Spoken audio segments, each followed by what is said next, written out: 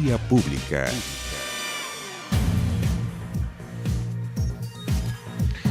¿Cómo están ustedes? Muy buenas noches, bienvenidos a Vía Pública. Este lunes 1 de julio de 2019. Hoy es el primer día de la segunda mitad del año, porque es el mes 7. Hoy es el día anterior al esperado eclipse. Hoy es 2 días antes del esperado partido de Chile. Es una semana muy entretenida, lleno de eventos, llena de cosas, lo cual vamos a estar aquí naturalmente, siempre cubriéndoles e informándoles en cualquiera de las plataformas de televisión nacional. Pero hoy nos abocamos a estas 5 patologías que se sumarán a la cobertura del plan Auge. Se trata de 4 tipos de cáncer y el Alzheimer. El presidente Sebastián Piñera dio a conocer la medida, la que considera una inversión del fisco cercana a los 39.000 millones de pesos. En concreto, se incorporarán al sistema Auge los cánceres de pulmón, tiroides, renal y mieloma múltiple, además del Alzheimer que le mencionaba. También tendrá hasta su propia cobertura en el plan. Cerca de 21.000 pacientes resultarían beneficiados a partir del 1 de octubre, bastante cerca, fecha en que se espera ya la incorporación formal de estas nuevas garantías explícitas. Eso es el Auge, garantías explícitas, no solo en qué tipo de patología, sino en qué plazos se deben atender, que gana uno con tener un tratamiento tardío, ¿no? Por eso es que se habla también de plazos. El mandatario destacó que desde su primer gobierno que no se sumaban nuevas patologías al Auge, cuando se pasó en primera instancia de 59 a 69 enfermedades y luego el número creció a 80. Pese a este avance, el Ejecutivo continuará con la tramitación de la ley del cáncer. ¿Cuál es la diferencia entre la ley del cáncer, estas nuevas patologías, 4 de ellas que son cánceres en el Auge? Lo vamos a conversar con alguien que entiende mucho de eso. Espérenme un segundito porque vamos a la pantalla.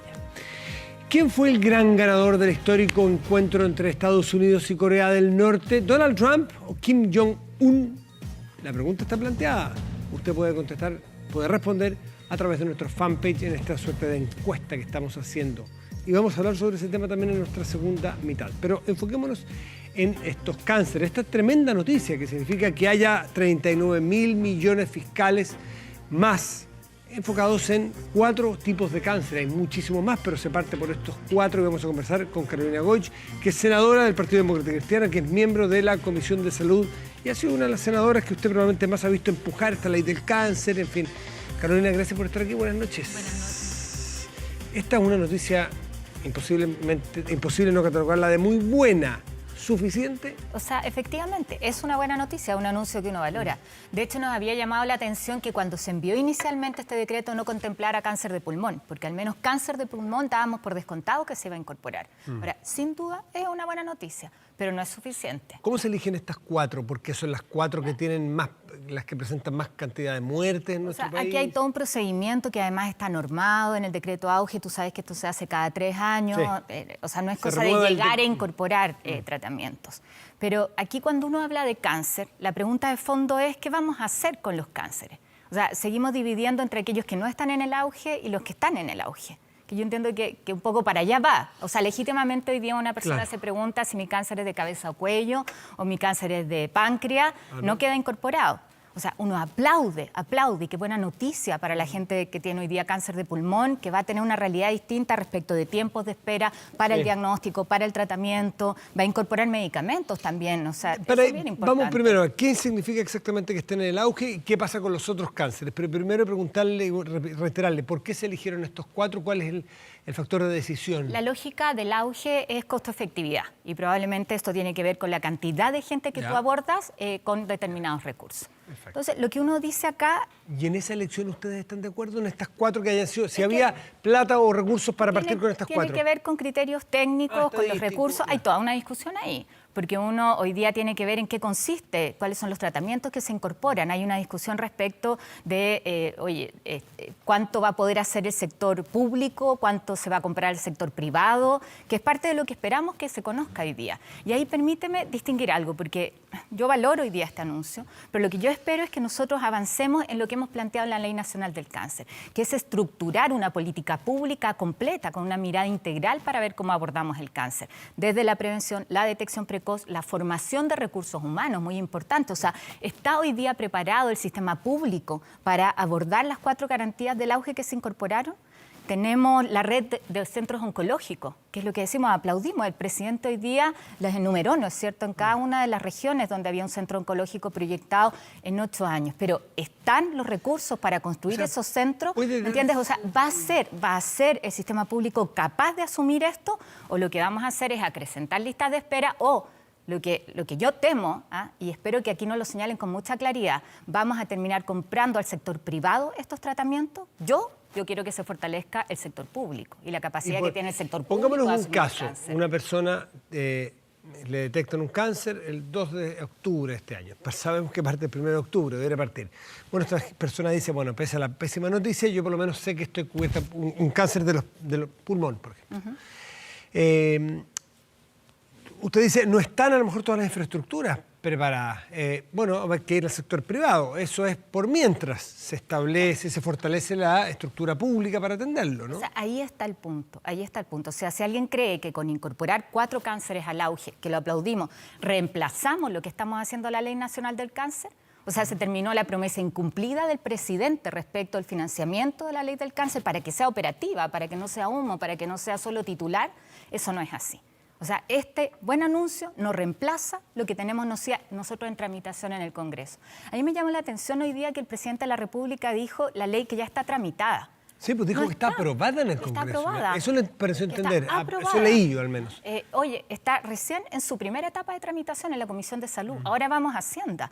Y ya lo dijimos en Salud, un diseño técnico que nos parece muy bien, que es lo que hizo el ministro Santelice, pero lo que necesitamos es garantizar recursos. Y garantizar recursos aquí lo importante, para ver cómo nosotros formamos los recursos humanos que se necesitan, cómo tenemos financiamiento para investigación, para ser capaces de asumir lo que va a ser, Matías, la primera causa de muerte en nuestro país el próximo año. Eso es lo que se espera. Entonces, aquí el auge, una medida, mientras tanto me parece muy bien avanzar en eso, pero no resuelve el problema de fondo, ni tampoco cumple la promesa que hizo el presidente. Si estas 4 patologías, bueno, son las 5 en total, pero vamos a suponer estas 4... Alzheimer me parece muy bien, además que avancemos ahí, ¿no? Sí. Pero voy a los costos, porque a todos nos da vuelta la frase del ministro Mañalich, que más vale ni repetir, porque creo que hasta pidió disculpas al día siguiente. Pero también hay que ser empático con las autoridades, y algún día les tocará hacer a ustedes, que son hoy día oposición, que los recursos son escasos y hay que administrarlos con responsabilidad. Eso también es así. Y las oposiciones suelen pedir, los gobiernos suelen ser los malos de la película en esto. Vale 39.000 millones de pesos para estas 5 patologías. Vamos a suponer que para los 4 cánceres. ¿Cuánto cuesta la Ley Nacional del Cáncer? Nosotros tenemos una estimación de 175.000 millones. Y el gobierno dice que está de acuerdo en ese tema. De eso ya habían 20.000, lo mismo 20.000 que hoy día el presidente señaló, son lo que comprometió el ministro Santelice en un informe financiero. O sea, aquí no hay ni un nuevo peso en el anuncio del presidente para la Ley Nacional del Cáncer. Que quede claro. Reiteró además lo que discutimos en el presupuesto el año pasado en aumento, que está bien, aumentó, pero eso fue lo del año pasado, antes de que se firmara el proyecto. Entonces, cuando tú dices, seamos empáticos con los recursos, yo digo, seamos empáticos con la familia. Seamos responsables, no empáticos. Seamos empáticos. La empatía es con las personas. La responsabilidad es con los recursos, la empatía es con las personas. Comparto. El tema es para una persona que hoy día tiene un cáncer. Su cáncer no está en el auge, no está el tratamiento. No tiene los recursos para financiarlo. O sea, está el tratamiento, pero no tiene los recursos. ¿Qué crees tú que piensa cuando ve el despilfarro en los gastos reservados en las Fuerzas Armadas? Y le dicen, no, saben que no hay recursos para salvar su vida, para salvar la vida de su hijo, para salvar la vida de su señora, para salvar la vida de su abuelo. No, obviamente, porque es una dicotomía que, disculpe, yo no me parece muy razonable, porque yo lo voy a... Matías, usted cree, que nos enfrentamos. Sí, senadora, pero ¿usted cree que hay algún chileno con 2 dedos de frente que le digan, ¿qué prefiere usted? ¿Financiar el cáncer o que alguien se saque el plato de los gastos reservados? Eso no es una disyuntiva real.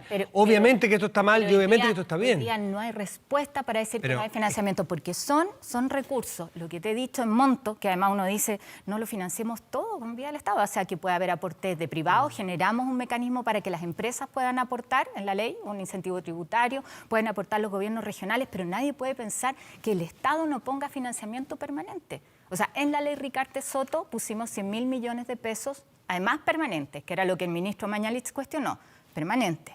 Y uno dice, si hoy día no están las holguras presupuestarias, yo lo entiendo. Si yo soy economista, no tengo ningún problema. Tengo alguna experiencia en discutir presupuestos. Discutámoslo en la reforma tributaria. impuesto al tabaco, impuesto al alcohol, impuesto a los azúcares. Tenemos ahí recursos de sobra para financiar la ley del cáncer y además ojalá la gente en Chile fume menos, ¿no es cierto? Porque 170.000 alcanzaría con esos impuestos. Un 25% de aumento en la recaudación por tabaco nos permite financiar la ley del cáncer. Entonces, incorporémoslo en la reforma tributaria. ¿Y el gobierno qué le dice cuando usted le plantea esa forma? Porque esa es la forma responsable, creo yo, de un político, de un senador, decir, mire, necesitamos este gasto, saquémoslo de acá, no decir solamente gastemos porque demandas hay infinitas. O sea, ¿quién podría decir entonces que hoy día los profesores no tienen derecho, que los enfermos de cáncer tienen derecho, que los que vienen en zonas extremas, usted representa una zona extrema, tienen derecho para la calefacción, los que vienen en Magallanes? Pero también alguien, y ustedes, insisto, les ha tocado ser gobierno, tienen que ser responsables con el equilibrio fiscal, con no irse a la punta del cerro con los gastos, lo que pasa en una familia también. Entonces, y en esto hemos sido responsables. Y además lo digo en plural, porque esta propuesta de financiamiento la hicimos con las organizaciones, con los pacientes, con quienes llevamos más de 5 años trabajando en esto.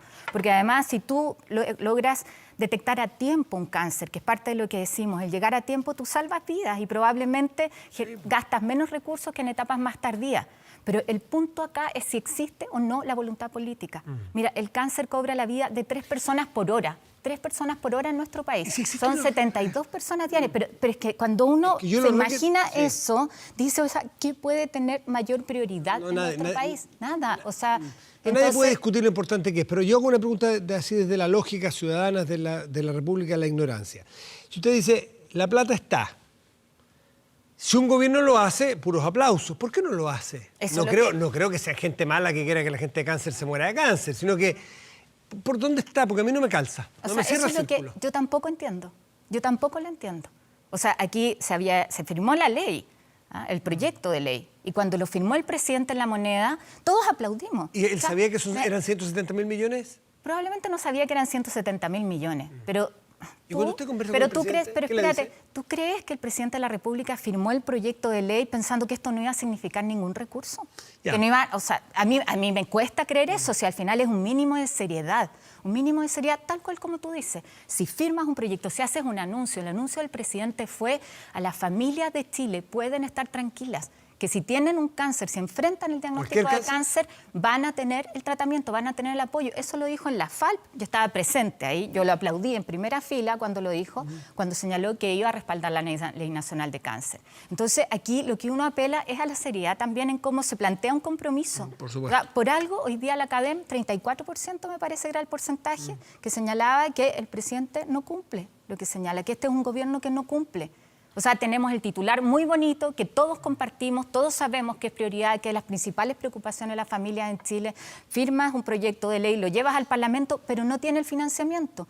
Y sobre eso, déjame decirte, al nuevo ministro al día siguiente le pedimos audiencia, porque nosotros aquí estamos en el ánimo constructivo. Al día siguiente, el día 19 de junio, hasta el día de hoy no había respuesta. Entonces, lo que uno espera es poder comentar, decir, ver qué están pensando, aquí están las propuestas, así construimos en conjunto, pero eso hasta el día de hoy no se ha dado. Cuando usted ha tenido la posibilidad de preguntárselo al presidente, ¿usted ofreció o anunció un proyecto que usted sabía que costaba esto y usted no envió la plata? ¿Qué es lo que pasa? ¿Qué es lo que le dicen? No he tenido la oportunidad de conversarlo en los últimos días. ¿Y el ministro qué le dice? El ministro, bueno, llevamos 2 semanas. El ministro anterior, yo espero que el día de mañana nos entregue una respuesta.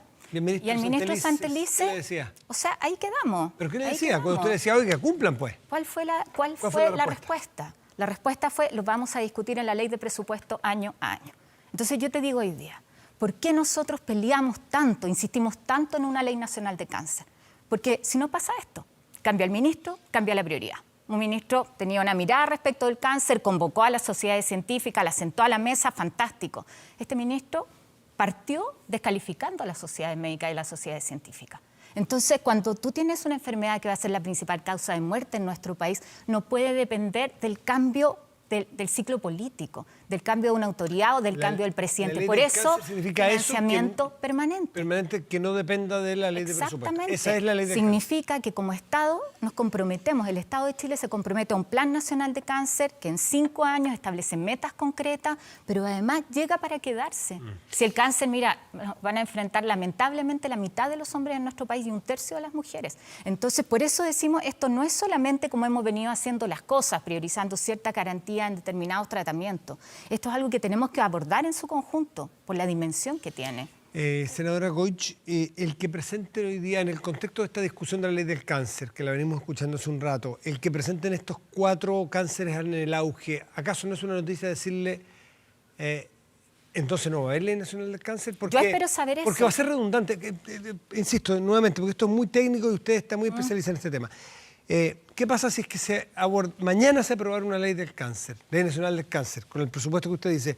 ¿Qué pasaría con estas 4 que además auge sería redundante? O sea, no, esto sigue su carril. No, pero sería redundante. ¿La persona que se enferma de cáncer está cubierta por la Ley General del Cáncer o está cubierta por el auge? Son temas complementarios. Eso explíqueme. Cosas que siguen su propio carril. Tú tienes por un lado el auge, donde vas incrementando tratamientos y enfermedades, y por otro lado tenemos la ley del cáncer, que es este paraguas, donde decimos cómo el sistema público y cómo, en coordinación con los privados, vamos a abordar el cáncer.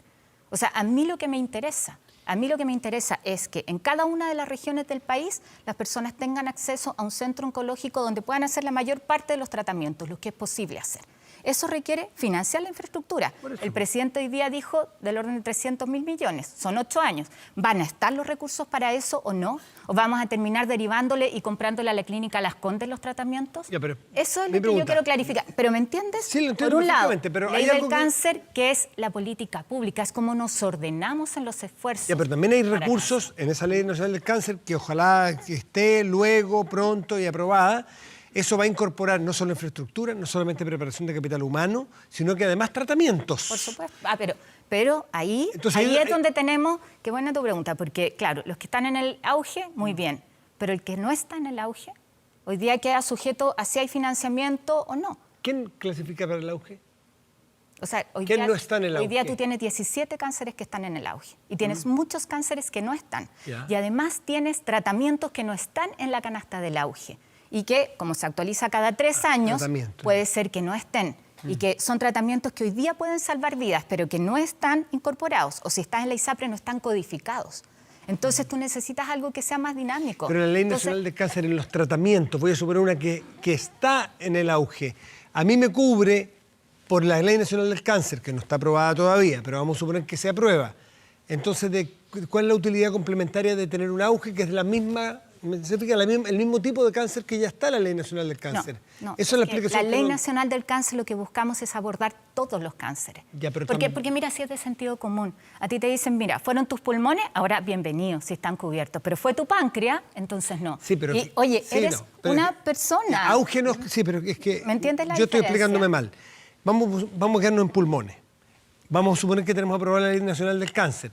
Una persona, olvídese del auge por un segundo, la persona con cáncer de pulmón en la Ley Nacional del Cáncer, ¿va a estar su tratamiento incorporado en la Ley Nacional del Cáncer? Lo que queremos en la Ley Nacional del Cáncer es que la gente que está en Antofagasta, donde la principal causa de muerte es el cáncer de pulmón, tenga acceso en el centro oncológico en Antofagasta, con oncólogos calificados, con el equipamiento calificado, con derecho también a tener investigación que permita dar... ¿Va a estar ese cáncer incluido en la Ley Nacional del Cáncer? Pero me entiendes que Yo sí lo entiendo, lo re que te entiendo. Mucho más. Nos interesa que tenga el apoyo psicológico necesario, que tengamos medicinas complementarias, que tengamos derecho para una mujer jóvenes a preservar su fertilidad, que son cosas que hoy día parecieran no existir. Ya, eso en la Ley Nacional del Cáncer, ese paraguas va a estar incluido.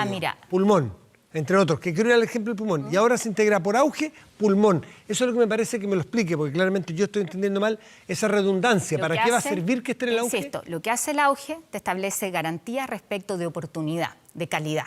Entonces, en tanto tiempo tú tienes que tener el diagnóstico, tienes que tener chequeado el diagnóstico, tienes que tener estratificado tu tratamiento e iniciar tu tratamiento. ¿Ya? Si es que no te lo cumple el sistema público en ese plazo, se compra el servicio a un privado. Lo que decimos acá es que esto no puede depender solo de la demanda, sino que tenemos que fortalecer la red pública para abordar el cáncer. Porque hoy día tenemos una brecha. Tenemos 150 oncólogos, necesitamos 400. ¿Cómo se van a formar? ¿Con qué recursos? ¿Van a estar los cargos para esos 150, 200 oncólogos que necesitamos? Va a estar el financiamiento para la infraestructura para los centros oncológicos. ¿Qué es lo más deficitario? Porque si no, no me entiende, no sé si estoy siendo clara en el fondo. Se entiende. ¿Qué es lo más deficitario hoy día? ¿La infraestructura física o la preparación de especialistas? Necesitamos ambas cosas. Sí, pero y probablemente hoy día necesitamos más la preparación de especialistas. Y además no son solo los oncólogos, sino es todo el equipo. Sí, pues todo el apoyo. Entonces, hoy día lo que uno dice, hay una brecha de 1.200 cargos. Esos 1.200 cargos, ¿cómo se van a proveer? Muy bien que está en el auge, pero te insisto, yo no quiero que terminemos en el auge comprando servicios a privado o aumentando las listas de espera si es que nosotros no fortalecemos el sistema. Se entiende. Eso es lo que necesitamos. Pero además, en el caso donde su tratamiento o la droga que necesita para un tratamiento que existe no está en el auge, que las personas tengan una alternativa. Y eso se puede hacer. En Magallanes, permíteme darte el ejemplo, en Magallanes lo hacemos. Hay un fondo en un convenio directo con FONASA del Hospital Clínico de Magallanes, 250 millones al año, que permite financiar esas drogas que no están ni en la Ricardo Soto ni en el auge. Para las personas que hoy escuchan con esperanza y alivio esta noticia de los 4 cánceres nuevos que entran, pulmón, renal, era un melanoma, ¿sí? Melanoma múltiple y un cuarto, y tienen eso. Opera a partir del 1 de octubre. ¿Cómo opera? ¿Qué porcentaje de la cobertura, de los tratamientos, del medicamento? ¿Qué significa el auge, además de los plazos oportunos? O sea, acá depende, hay un copago, pero ¿sabes qué? Ahí me gustaría enfocarme en lo que nos queda. O sea, si ya hay una noticia, el auge para estos 4, bien, se retiró el decreto, perfecto, yo lo aplaudo. Sí, pero es que ¿sabes lo que pasa, Matías? Que hay gente en su casa que tiene el cáncer de pulmón y quiere saber cómo le va a afectar a él. Lo sabe perfectamente porque están hace mucho tiempo pidiéndolo. Acuérdate que Ricardo Soto tenía cáncer de pulmón. O sea, esos enfermos ya marcharon con Ricardo Soto. Volvieron a marchar con el doctor Claudio Mora a la cabeza en noviembre del año pasado para una ley del cáncer. Ellos saben lo que significa. Efectivamente es un alivio, son cobertura. Es seguridad respecto a un tratamiento. Pero el problema es la señora que nos está mirando ahora, que no está en el auge, que no tiene respuesta hoy día, la que está en una zona aislada y no tiene la respuesta porque no está el especialista. Y igual se demoran, fíjate, en la primera sospecha, la que deambula a veces semanas o meses, que son claves para el tratamiento de cáncer. O sea, ese es el punto. O la respuesta que necesitamos de cómo formamos los especialistas, de si el cáncer va a ser prioridad o no en nuestro país, que no siga dependiendo de si, oye, vamos a lograr sacar recursos de un lado u otro. Esa es la respuesta, lo que espera, mira, Pamela Garrido. Pamela Garrido, una mujer maravillosa, una chica joven, que estaba ese día en La Moneda cuando el presidente firmó el proyecto de ley, que lo aplaudió la Corporación Valiente de Valparaíso. Ella hoy día ya no está. Entonces uno dice, ¿cuántas Pamela Garrido? ¿Cuántas de esas personas que se mueren 3 por hora que podríamos salvar?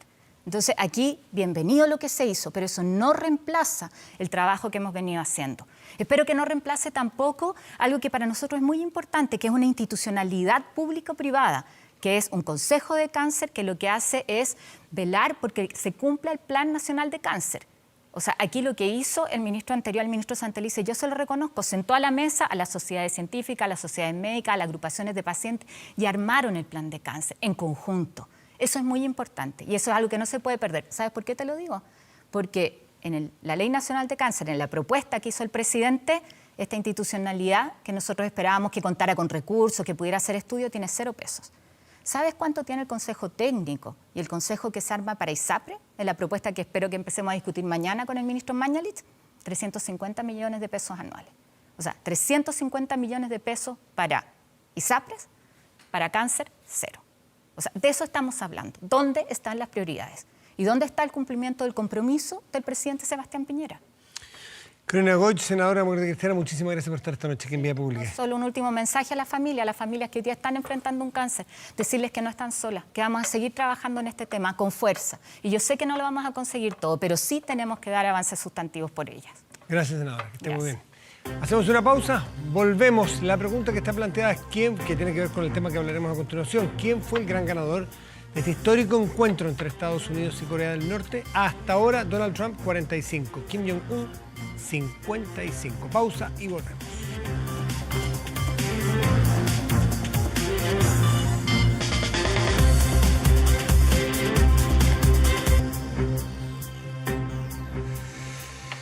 Esto ocurrió de manera bastante sorpresiva, esta visita, y además que es muy histórica, y quizás ese es el elemento más notable. ¿Por qué Donald Trump, en todo el contexto de esta gira a Japón, donde fue a la cumbre, no fueron muchos otros presidentes, Sebastián Piñera entre ellos, decide ir a Corea del Norte? Cuando aparentemente, cuando nos habían elevado las expectativas Kim Jong-un con Donald Trump, ¿recuerdan ustedes esa visita en Vietnam o esa cumbre en Vietnam? Que estuvo también en Corea del Sur. Bueno, pensábamos que... Y después se enfrió mucho. Se mandaron recados bien preocupantes. Hubo incluso, creo recordar, algunos ejercicios nucleares de parte de Kim Jong-un. Parecía entonces que todo había sido en falso. Pero ahora hay una nueva reunión y suben las expectativas porque ahora la reunión es en Corea del Norte. No llega a Pyongyang, pero es en Corea del Norte, en el límite. Da el paso, es un paso bien histórico el de Donald Trump. Primera vez desde las dos Coreas, desde la separación de las dos Coreas después de la guerra, en la década de los 50, que un presidente norteamericano da este gesto. ¿Qué significa? Se lo preguntamos a quienes entienden. Patricio Gajardo es analista político de la Facultad de Derecho y Gobierno de la Universidad de San Sebastián. Patricio, gracias por estar aquí. Buenas noches. Hola, ¿cómo estás, Matías? Muy bien, pues muchísimas gracias. Y Cristóbal García Huidobro, que es historiador y académico de la Facultad de Derecho de la Universidad Católica. Gracias por estar aquí. Muchas gracias por la invitación. Rápidamente hice un resumen que probablemente en algún dato me equivoqué, pero ustedes traten de decirme ¿qué significa esta sorpresiva visita a Corea del Norte, el que sea el primer presidente, en fin? ¿Cómo lo leen ustedes? A ver, yo creo, tú estabas planteando una pregunta de quién ganó. Yo creo que claramente Donald Trump, no creo que sea tan sorpresiva, yo creo que responde a una cierta lógica. Para el mundo fue sorpresiva. No, pero sí la imagen que se dio es que fue sorpresiva, y si tú te fijas, la imagen que se dio es que él, me refiero a Donald Trump, a través de Twitter, establece el primer contacto y posteriormente, como diciéndole a Kim Jong-un, voy a estar en Corea del Sur, entonces aprovechemos que estoy en el G20 y te paso a visitar. Entonces, así un poco es como se desarrolla el contexto. Y ¿por qué yo digo que ganó Trump? Porque si uno examina las declaraciones y los Twitter que lanzó en el G20 en Osaka, eran todos contrarios incluso críticos a Alemania, a las potencias aliadas, a Japón. Incluso señaló de que Japón tenía, tenía protección de parte de Estados Unidos, pero que si en el caso de Estados Unidos fuera atacado, ¿qué iba a hacer Japón? En el fondo, cuando la Constitución que los mismos norteamericanos establecieron en 1947, establece que Japón no puede tener tropas ofensivas. Bueno, cuento corto, en términos concretos, es un reality en el cual lo que hace Trump es marcar que él es el que decide cuándo y cómo y dónde se pueden intensificar las tensiones o pacificar las tensiones. ¿Tenemos alguna posibilidad, señor director, de mostrar en la pantalla la foto que nosotros tenemos al fondo, este saludo que hacen Kim Jong-un y Donald Trump? Si tuviéramos la oportunidad, agradecería mucho que la pusiera. Esto también es sorpresivo como la visita de Trump. Porque se marca el límite. Ellos están saludando, uno está en Corea del Norte, otro está en Corea del Sur. Correcto. Pero el paso que da Trump después es que cruza ese límite, que es inmaterial prácticamente. Y ahí está la diferencia, entra en territorio de Corea del Norte. Cristóbal, ¿cómo lo lees tú? Bueno, a ver, en primer término, claro, es un tema histórico porque, como tú bien decías, esta es la primera vez que un presidente norteamericano visita el territorio de las Coreas, o sea, de Corea del Norte, luego de la separación a partir de la década de los 40, ¿no es cierto? Por otro lado, se han dado estos gestos. Ya lo tuvo antes el presidente Moon, presidente de Corea del Sur, con Kim Jong-un. De hecho, ahí uno nota cuando el presidente de Corea del Sur está un tanto temeroso de cruzar al norte. Trump no tuvo ese problema. Y yo concuerdo con Patricio. Esto, lamentablemente, creo yo, eso sí se ha convertido en un reality. Y Trump lo que demuestra acá es fundamentalmente su técnica de negociación es la misma que él tenía cuando era empresario de bienes raíces en Nueva York, ¿me entiendes? Entonces, una cuestión de mucha bravuconada, pero al mismo tiempo después de apaciguamiento. Es un tira y afloja que, bueno, ha sido así la política internacional de Estados Unidos, que ha sido una cuestión muy errática en el último tiempo. Porque más encima insulta a sus aliados, pero al mismo tiempo los necesita. Luego trata de ver cuál va a ser la lealtad que van a tener sus aliados para con Estados Unidos si alguna vez son atacados, pero después les pone tarifa. Entonces, al final es una cuestión que uno no sabe hacia dónde va el asunto. Y para terminar, el asunto es que hoy día estamos ante una cuestión que es simplemente un juego pirotécnico. Así es. La reunión que existió en Vietnam, la reunión que existió en Singapur quedó en nada. Sabemos que parte del equipo negociador de Kim Jong-un fue ejecutado precisamente por no haber logrado de parte... Eso no lo sabía. Los que estuvieron en Vietnam. Sí, de hecho es... Bueno, por lo menos fueron sancionados. Eso es verdad. Incluso se habla de que algunos fueron ejecutados, ¿verdad? Ahí está la foto. Esa es la Casa de la Paz, la que está al fondo. Claro. Así se le llama. Así es. Que ha servido desde la separación de las Coreas para que en algunos momentos donde se han descongelado las tensiones entre una Corea y la otra, familiares se reúnan allí.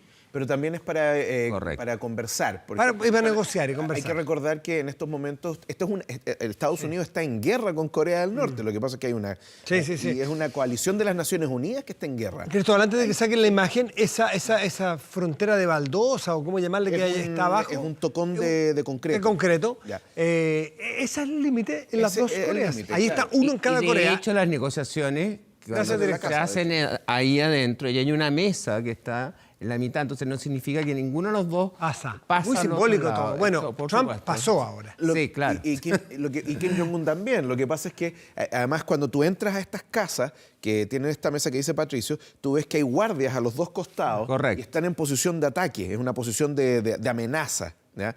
Y están permanentemente así con los cambios de guardia. Lo que pasa es que, nuevamente, donde se reúnen es un lugar que se llama la zona desmilitarizada. Es una especie como de buffer, una especie de zona, digámoslo, de colchón entre las dos Coreas. Correcto. Que corre por toda la frontera entre Corea del Norte y Corea del Sur. Era un paralelo en el 52. 38, sí. Y ocurre que técnicamente aquí lo que hay es una tregua, la guerra no ha terminado. Sí. Y ese es el estadio en el que se encuentra Corea del Norte y Corea del Sur. Patricio, esta nueva reunión, esta nueva instancia de reunión entre Kim Jong-un y Donald Trump, no les va a salir gratis de todas maneras porque suben más las expectativas. Ahora es con visita a tu casa. Por supuesto.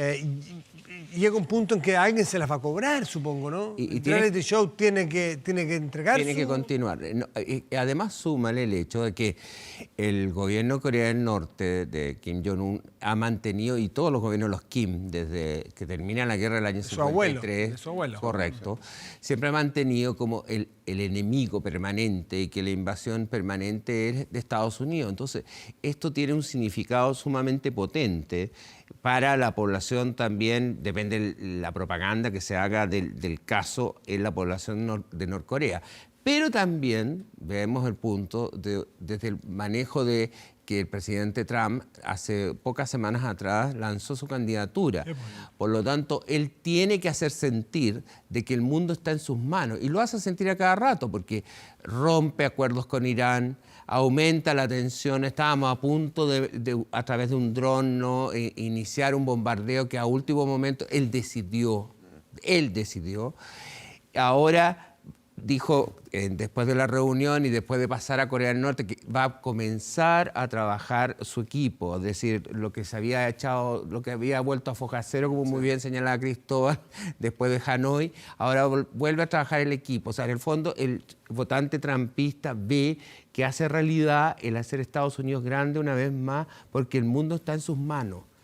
Y esa sensación es una sensación que el tipo cumple sus promesas. ¿Ven este capítulo del...? Al menos yo lo veo así. Yo concuerdo con Patricio, pero agregaría algo más. El tema es que Trump está también con números rojos hasta el momento en las encuestas en Estados Unidos, pero y tiene un Congreso, por lo menos en la Cámara de Representantes, sí. Minoría. Que es minoría. O sea, es mayoría de la oposición. Pero además también hay un problema. La bravata con Irán, que ha sido parte del caballito de batalla, del acuerdo nuclear que se habría firmado durante la administración Obama, él ha sido muy crítico de ese acuerdo, aunque no ha dicho de qué es crítico en particular, pero el tema es que él prometió sacar a Estados Unidos de la mayor parte de los conflictos en los que se encontraba, en Afganistán, cosa que ya había empezado mucho antes, pero él dijo, no, ahora Estados Unidos va a tener una política, bueno, no lo dijo así, pero es aislacionista. Entonces, el problema es que cuando le muestran los dientes a Irán, pero al final recula, el tema es que uno no sabe si efectivamente va a cumplir con la promesa o no. Con Corea del Norte ocurre más o menos lo mismo. Y aquí estamos hablando de un país que gasta el 52% de su presupuesto en defensa. Ahora, lo más probable es que los norcoreanos no tienen mucho, digamos, lo que gastar en defensa, pero efectivamente ellos tienen un ejército de 2 millones de hombres, donde la mayor parte de los recursos se van para alimentarlo. Déjeme hablarle, porque esto es política internacional, que es un ajedrez muy complejo. ¿Le está hablando a China Donald Trump? Sabemos que China es el gran sostén de Corea del Norte, ¿no es cierto? Sí. Porque, digámoslo, probablemente a lo largo de la historia, muchos presidentes de Estados Unidos, si no existiera el factor China detrás de Corea del Norte, hubiesen tenido la tentación de decirle a los señor Kim, ¿sabe qué? Fuera. Es lo mismo que Vietnam. Y Matías. Claro, entonces, le está hablando Donald Trump, obviamente a Corea, obviamente a su electorado, pero le está hablando a China. También, por supuesto. Y Xi Jinping también le está hablando a Donald Trump, porque no te olvides que él visitó a Kim Jong-un, hizo una escala antes del G20. Claro. Entonces tú comprenderás. Por eso es que yo veo que esta supuesta espontaneidad de este encuentro se venía preparando ya desde hace un tiempo. Y China evidentemente era una oportunidad, porque lo que se resolvió en el G20, en este G20 que para muchos era un G2, porque era China y Estados Unidos, fue por lo menos hacer una tregua en la lucha arancelaria por 6 meses. Lo cual eso ya hizo, por lo menos, aumentar las expectativas en materia económica enormemente, subió Wall Street, etcétera, y se generó varias percepciones positivas de que se iba a enfocar o por lo menos iba a disminuir la tensión con China. Ahora, evidente que la visita de Xi Jinping a Kim Jong-un, eso es un respaldo ¿a qué? A una fórmula negociada. Es decir, aquí tenemos que resolver este tema y China, que está siendo atacada a través de aranceles económicos, puede contribuir enormemente a lograr una solución pacífica del tema nuclear. ¿Cómo le habla Trump a Xi Jinping, a China? Yo creo que acá ahí hay un tema notable. China siempre se ha mostrado como el país que controla o ha logrado mantener a raya a los Kim. No a Kim Il-sung, porque Kim Il-sung, que es el fundador de la dinastía, el abuelo, era dialogante, etcétera, y un maestro en la política. A pesar de que los soviéticos lo pusieron ahí, el hombre supo mantenerse hasta el 94, que murió, digámoslo, en el poder. El nieto, que es Kim Jong-un, trata de emular mucho al padre, al abuelo, en el estilo que tiene, porque el padre era... Incluso parecerse físicamente. Físicamente camina igual que él. El padre era Kim Jong-il. Claro. Entonces... Kim Il-sung, Kim Jong-il, Kim Jong-un. Sí. Es el apellido. Son la dinastía. Y el tema, bueno, por eso hay unos cientistas políticos que dicen que esto es una teocracia, una monarquía teocrática comunista. Absolutamente, sí, yo creo. Tiene mucho de eso, sí. Bueno, el tema es que efectivamente China siempre se ha mostrado así como la persona que tiene la correa de Corea del Norte. Entonces, que puede mantener a raya a estos tiranos locos, en fin. Pero es una caricatura. Efectivamente, Corea del Norte tiene una postura, tiene una posición política, digámoslo, y los Kim se han mantenido en el poder no porque sí, ¿ya? Y tampoco necesariamente solo por China, ¿ya? Pero también, efectivamente, en este juego de ajedrez, Corea del Norte y China tienen han tenido problemas, de hecho, no hace mucho, y por temas fronterizos, etcétera, y por temas económicos. Pero ahora entra este nuevo actor que es Estados Unidos en la guerra que tiene con China, la guerra comercial, y efectivamente también hay un tema que es de orden político que tiene que ver con Corea del Norte. Entonces, ¿cuál es el asunto? Más allá de las bravatas de Trump, que es más un actor que un estadista, el tema está en el equipo negociador de la guerra arancelaria que tiene con China y cómo llegar a un acuerdo también donde Corea del Norte va a ser parte de ese acuerdo, no de un acuerdo comercial, sino de un acuerdo de orden político, ¿ya? ¿Qué puede significar qué en términos prácticos? Fundamentalmente ver si de una vez por todas Corea del Norte se desnucleariza o no, cosa que yo creo que no va a ocurrir nunca. ¿Por qué? Porque esta es la carta que tienen los norcoreanos bajo la manga. ¿Qué pasa si todo se va a la punta del cerro? Pero Cristóbal, ahí hay un punto que es interesante, que es el nivel de dependencia de Corea del Norte de China en materia económica. Porque si asumimos que la guerra arancelaria está teniendo un efecto en la economía china. De hecho, ha logrado bajar el nivel de crecimiento. China tenía niveles de crecimiento sorprendentes, está bien, ahora está más cercano al 6%, una cosa así. exporta casi el 95% de lo que exporta a Corea del Norte lo exporta a China y las importaciones son más o menos igual. Por lo tanto, una baja en la economía china tendría un impacto económico significativo. Súmale a eso las sanciones de Estados Unidos a Corea del Norte también y a China por el tema arancelario. Por lo tanto, es lógico que ahí hay una carta bajo la manga para Xi Jinping para decirle a Donald Trump, mire, si usted quiere llegar a algún acuerdo nuclear, eso pasa también por Beijing, no solamente por Pyongyang. Esta es una carambola con esa de billar. Claro, el mundo siempre ha sido así. Siempre ha sido así, ¿no? Lo que pasa es que la pregunta es si, a ver, claro, aquí la pregunta es quién está comandando en definitiva el barco de la diplomacia norteamericana. Ahí está la discusión entre los halcones, que son Bolton y claro, Mike Pompeo, que es el secretario de Estado. Bolton es el asesor de seguridad nacional. Sí. Y aquellas personas que se llaman las palomas, de hecho. Los halcones son los duros, claro, siempre. Claro, y las palomas eran los que querían apaciguar las cosas con ¿Y quiénes son las palomas en este caso? Yo, Cristóbal, pienso que las palomas ya se fueron. Eso te iba a preguntar. Parece que ya las salieron. Lo que pasa es que se supone que están... a ver, lo que Tillerson era una paloma. Sí. Rex Tillerson, el primer secretario de Estado que tuvo Donald Trump. Pero de todas maneras todavía han logrado, porque se dice que dentro de esta que no sabemos que ocurrió con Irán, y que de repente terminó con esta sorpresiva decisión de Trump de que poco menos que él justo se dio cuenta ahí cuánta gente iba a morir, como si los analistas del Pentágono no representaran todos los antecedentes. Es una cuestión loca. Y le dijeron que era 150, entonces claro, como el dron no era un dron que iba con nadie. No era tripulado. No estaba tripulado, entonces no valía la pena matar tanta gente con un dron no tripulado. Cosa que es una ilusión, porque efectivamente los analistas del Pentágono le presentan al presidente de Estados Unidos todos los escenarios posibles, o los que ellos calculan que podrían darse. Bueno, pero lo importante es que efectivamente se logró apaciguar eso. Entonces se dice que hay palomas todavía incluso entre los jefes del Estado Mayor conjunto en Estados Unidos. No, sí lo debe haber, si no me cabe la menor duda. Pero yo creo que Trump es un tipo muy incidente, muy impredecible, y que el tipo, Cristóbal, en eso yo difiero, yo creo que el tipo es políticamente muy hábil. Yo no creo que sea, yo creo que uno tiende como a menospreciarlo, pero yo creo que la jugada de hoy día, o sea, la jugada de ayer, perdón, fue maestra. Fascinante. Vamos a seguirla. Vamos a seguirla. Hoy nos pilla el tiempo. Les quiero agradecer, Patricio y Cristóbal, por estar esta noche aquí en Vía Pública. Y atentos porque este es un partido de billar con muchas bolas sobre la mesa y que cuando mueve una, mueve a varias. Así es. Muy buenas noches a los dos y gracias. Gracias a ti. Pausa y volvemos aquí en Vía Pública.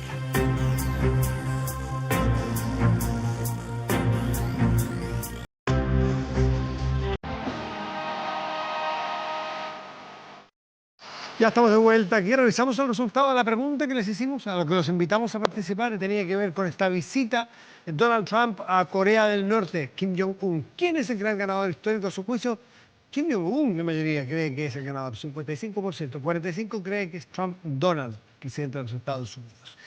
Revisamos nuestro portal de noticias 24horas.cl, que tiene en su portada en este momento, 1, 2, 3, de nuevo, 1, 2, 3, ahí está. La ministra Marcela Cubillos, que se refiere a este rechazo de los profesores al acuerdo que habían planteado. Tienen todo el derecho a expresar sus demandas, pero sin destruir la educación pública. Pueden leer más detalles de esta noticia en nuestro portal 24horas.cl y muchas otras noticias, videos, noticias internacionales, deporte, política, economía, en fin. Uno de los portales más visitados de Chile. Temperatura en este momento en Santiago. 3 grados, está despejado el cielo de aquí en la región metropolitana. Así es que ojo para mañana cuando se levante, saque su vasito de agua, échese la piedra, pero agua fría. Me dicen que con agua caliente puede quedarla grande. Así que agua fría para sacar el hielo y poder salir. Manejar despacio, si está el hielo en el suelo, en fin. Para mañana, y pasado. Despejado, que nos importa esto, nos importa el despejado para poder ver el eclipse. Aquí no va a ser total, pero va a ser parcial y muy lindo espectáculo igual, los que estamos en la metropolitana. 16 grados la máxima, cielo despejado el miércoles con la máxima probable de 18. Veamos qué ocurrirá mañana en otras regiones del país. En Punta Arenas, región de Magallanes, tendremos cielos nublados y una máxima probable de 3 grados. En los Andes, región de Valparaíso, tendremos cielos despejados y una máxima probable de 14. La música que usted ya escucha de fondo, ya la identificó. Se trata de los fabulosos Cadillacs, que en un día como hoy iniciaban su regreso al escenario. La agrupación argentina terminaba un periodo de 6 años de receso. El desgaste, el tiempo, las diferencias llevaron a poner pausa a esta banda tan simbólica, tan icónica del rock argentino, pero sin una separación oficial, simplemente dejaron de tocar juntos. No había una pelea, necesariamente algo que marcara esa diferencia, pero justamente un 1 de julio de 2008, hace 11 años, regresaban con un concierto gratuito en el Planetario de Buenos Aires, con El León, single de su 7º disco. Terminado. Y Vía Pública termina hoy con esta justamente. Que tengan muy buenas noches. Mañana conversaremos mucho sobre Copa América para ver quién va a ser, ojalá, el rival de Chile en final, y si no en semifinal, pero yo creo que en final, y también de lo que habrá ocurrido ya en la tarde con el eclipse. Muy buenas noches. Gracias por venir. Chao.